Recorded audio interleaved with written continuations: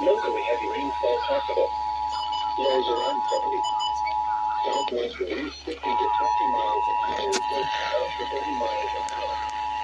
Chance of rain 100%.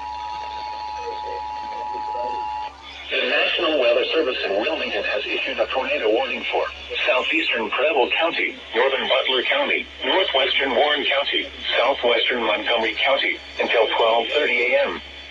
At 11:59 p.m., a severe thunderstorm capable of producing a tornado was located over Oxford, moving east at 50 miles an hour. Hazard, tornado. Source, radar indicated rotation. Impact, flying debris will be dangerous to those caught without shelter.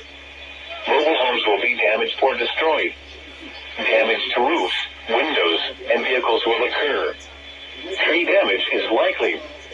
Locations impacted include Middletown, Oxford, Trenton, Franklin, Carlisle, Camden, Gladys, 7 Mile, Dartown, Germantown, Farmersville, College Corner, Somerville, West Elton, Jacksonburg, Houston Woods State Park, Collinsville, and Poasttown Heights.